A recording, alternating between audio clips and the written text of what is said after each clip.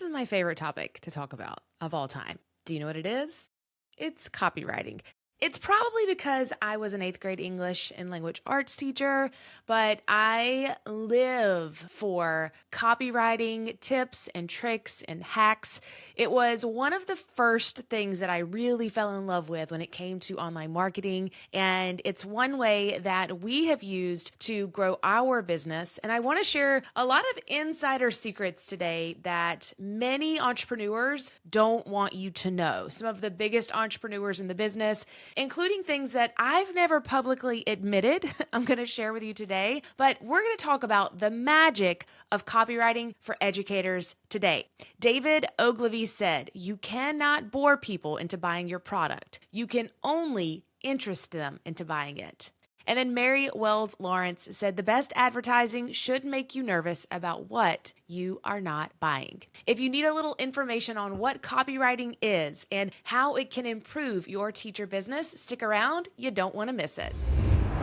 Teachers, now that school's out for the summer, I want to let you in on a special secret. The most successful teachers looking to make extra income online all have a few things in common: a rock-solid foundation, a beautiful, supportive community, and a proven path to follow.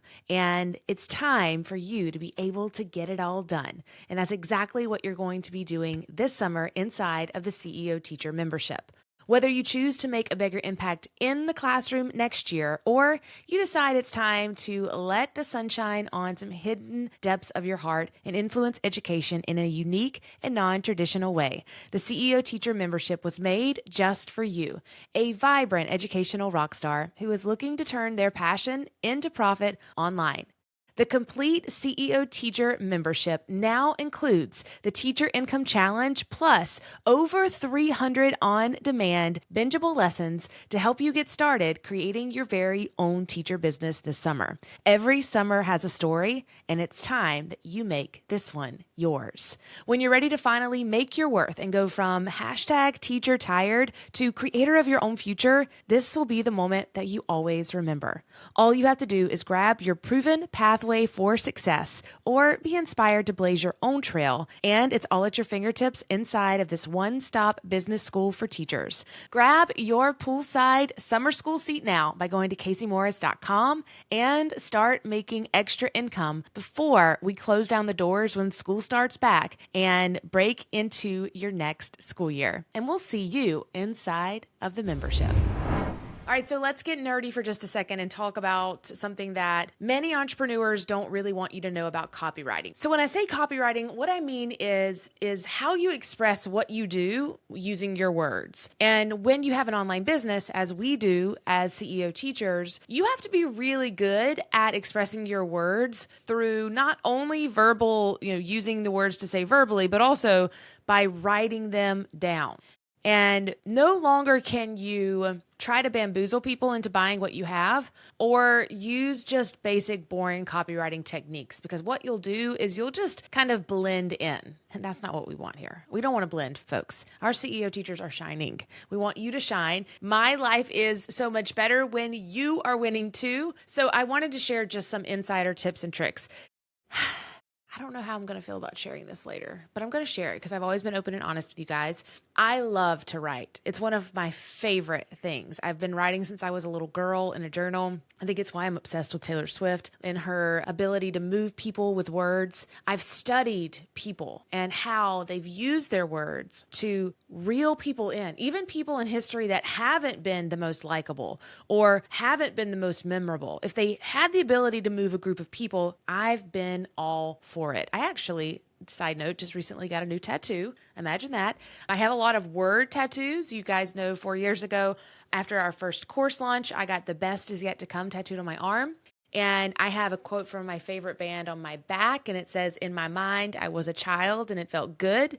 And then I just recently got if you're watching on YouTube, you can see me showing my new tattoo off. I recently got words on both sides of my arms that are Taylor Swift quotes from her song Marjorie, which is written about her grandmother. And it says, "Never be so polite, you forget your power.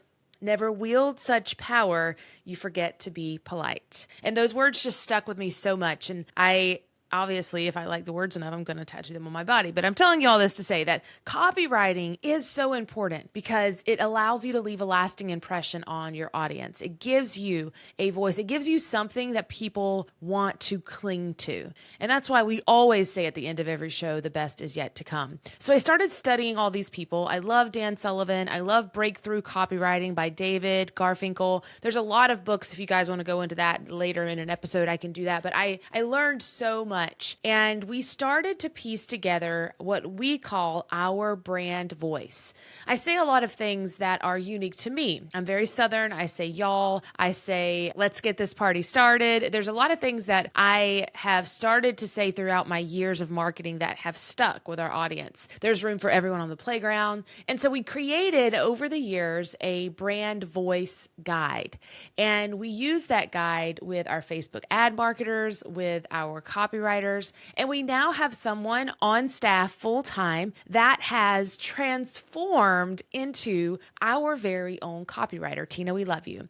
Tina did not go to school to be a copywriter. She did not asked to be the copywriter in our company. It's just a skill that she has learned over time. She has known me for years now. She has listened to me chat with you every single week. She has shown up in our Facebook groups. She has done a lot of the coaching. And over the years, she has picked up on how I would say things. I would actually say she says them way better than I could have ever said them. And so many entrepreneurs have someone that helps them, that writes their content for them using a brand voice or a brand guide. So if you are currently your very own copywriter, which you should be in the beginning of your business, I want you to start taking the tips and tricks I'm going to share with you today and putting together a brand voice guide over the next few years of catchphrases that you say and how your words move people. I can tell you all of the launches that flopped for us and all of them that were successful and how the words I chose changed if we were successful or if we weren't.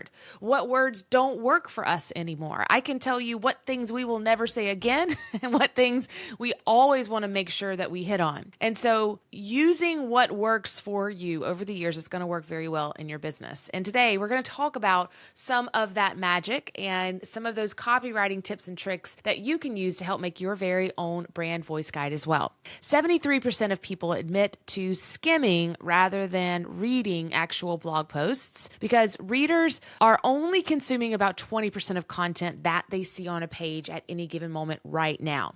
And a lot of it is just content overwhelm. People are giving out so much content that they lack this voice, this ability to be themselves, to allow people to read it in your own words. I used to get a lot of flack on my Facebook ads because teachers would say, this isn't grammatically correct.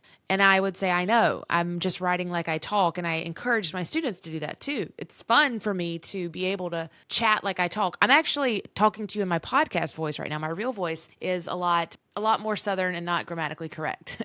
Adding the word because with a reason in your CTA or call to action can increase your click-through rate by 34%.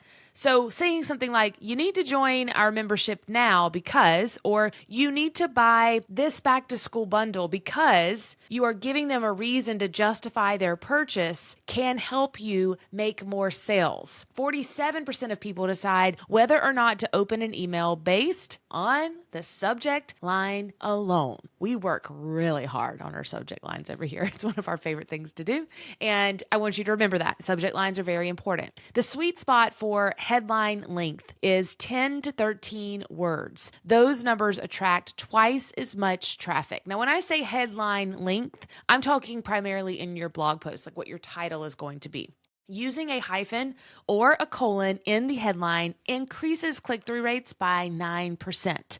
Guys, this is some nerdy data that some of you may think is fluff, but these are facts. I love the fluff at times, like that people think is fluff, because these are percentages and numbers that actually are showing what works. And I think you should write them down and try to use them in your business. Tiny tweaks to your call to actions in your copy can greatly impact conversion rates, meaning the number of people that buy. For example, a company changed the words request a quote to request pricing, which netted an 166% increase in their conversions. That's really not that big of a deal, but it was a big deal. Another company said, start your free 30-day trial to start my free 30-day trial, and increase their conversions by 90%. Another book that I highly recommend to help you with all this nerdy stuff is Jay Abraham's book, Getting Everything You Can Out of All You've Got. It really helped me to be able to use some of the things that I'm telling you today and have them where I could see them in a book and then apply them to my business. Okay, so let's talk about our action tips. Remember, good copywriters will include some version of these strategies when they are creating copy. Now, when I say creating copy, I just mean writing words to use in advertising. They will have a brand voice, as I mentioned at the beginning of the show. So write out your brand story. Condense the things that you want people to know about you. I always encourage our students in our membership, I have an entire module on this, but to write out 3 pages of a story about you, and then over the years, learn to condense that down into 3 paragraphs. And then finally, be able to tell people in 1 simple sentence or 2.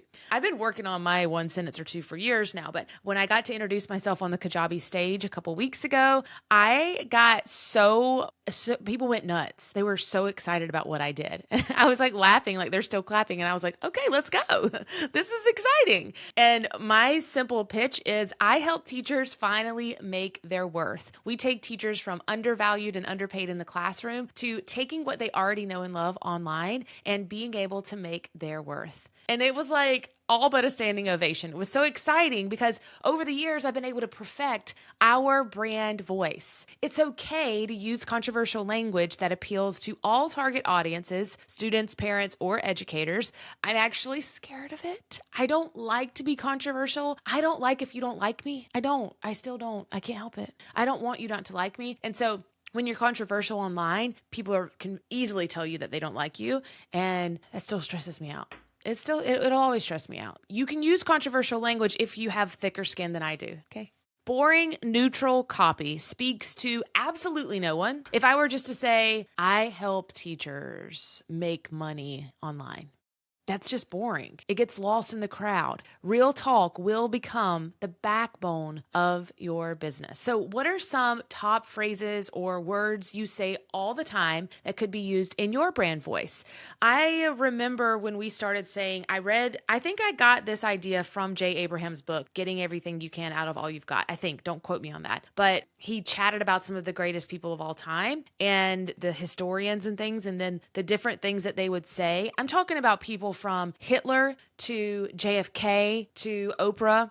This is a wide range of people that have moved people over the history of the world, but also they have so many similarities in how they captivate people. And I nerd out over this stuff. When I say I am a lover of people, I genuinely believe that. So think about some things that you could have. They call them catchphrases or sticky notes that could help bring people into your world and really resonate with you. So we say there's room for everyone on the playground. My husband actually gave me that idea about 10 years ago. And I was like, oh, it fits so well with my business. When I would get jealous of other people or I would think someone copied me, he'd be like, whatever, Casey, there's room for everyone on the playground. And he was so right. Understand that copy should feel normal and informal. So people don't necessarily resonate to super formal stuff. They like conversational pieces a little bit better. When you're thinking about how to write things for your business, also highlight what makes your business unique. How does your offer stand out from the competition? What unique perspective do you bring to the space? I'm pointing to you on video, but I'm very serious about this too, is that no one can do it or tell it like you have. No one's had your experience. No one's been in your shoes. You are more than just a 2nd grade teacher or a 9th grade math teacher. I need to know what makes you you. What stories in your life have you gone through? What hills have you crossed? What mountains do you still have to face? Because when you remember that your story is unique, that's when your business will begin to shine. Get your message out there, even if benefits in small ways. Always remember, you'll never ever hear me not say this, to focus on value.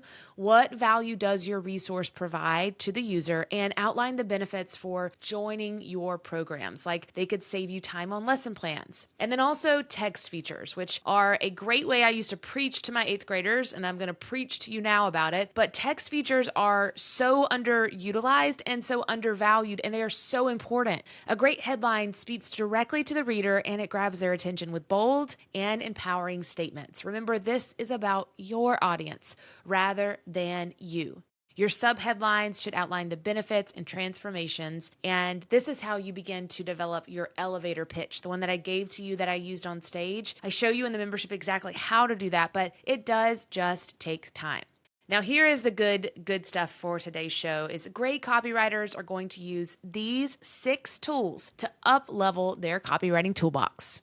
The first one is twist a common phrase or a quote. Make something uniquely yours and say it that makes it memorable, like take the road most traveled. That could be something that catches people's attention because they're used to hearing take the road less traveled.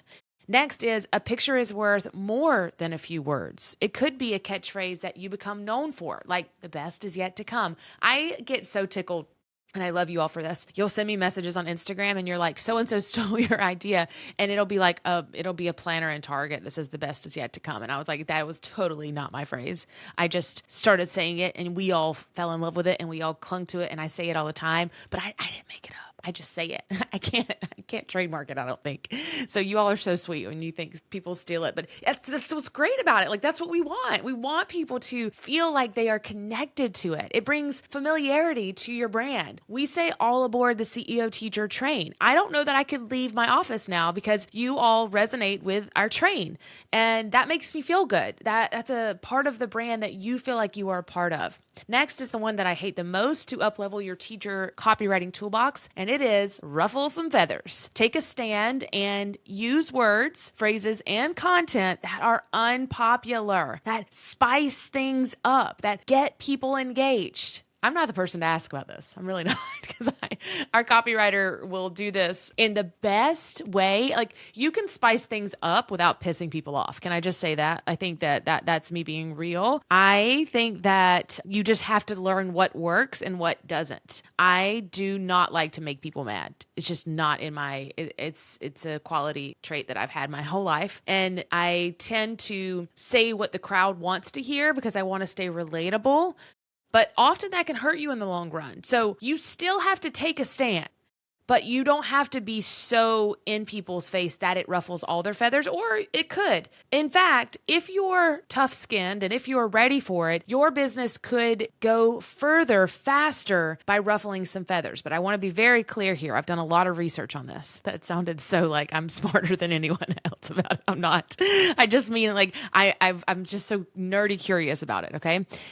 And it's that people that have negative things to say in their marketing will grow their business faster, okay? But research says that their businesses don't last as long. And I think that's super important to consider, is that you can be polarizing, but rarely do people that ruffle others' feathers make it in the long run. So being super negative in your copywriting will help your business grow faster, but it may not withstand the long run. And that's important to know. Many times an audience will be drawn to you because you took a stand, but they don't just want to hear negative stuff all the time. It gets old real quick.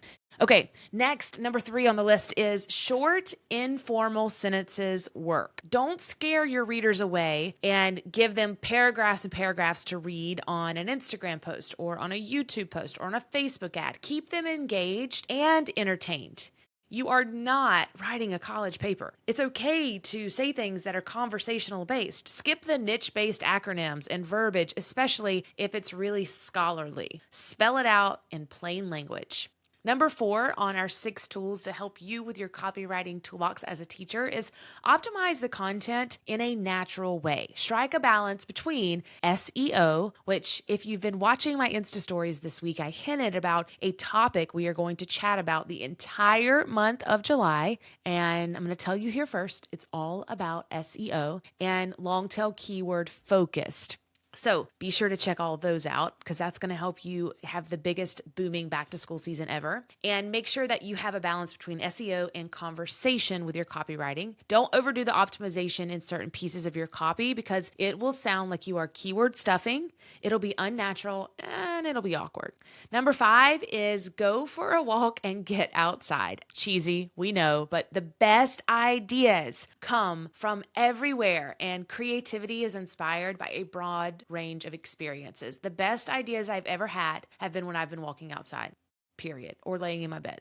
Take a notebook with you, jot down these ideas, or add them to the notes app on your phone, which I love to do. If you see something that speaks to you, write it down and listen, friends. I love to relate this to religion if you are spiritual, but when you go outside or you ask God something, do you listen? Do you truly listen to what he has to say to you? Do you say, okay, God, this is what I want from you, but I'm going to listen to what you have to say? Leave your room and take a brain break to help spark new ideas.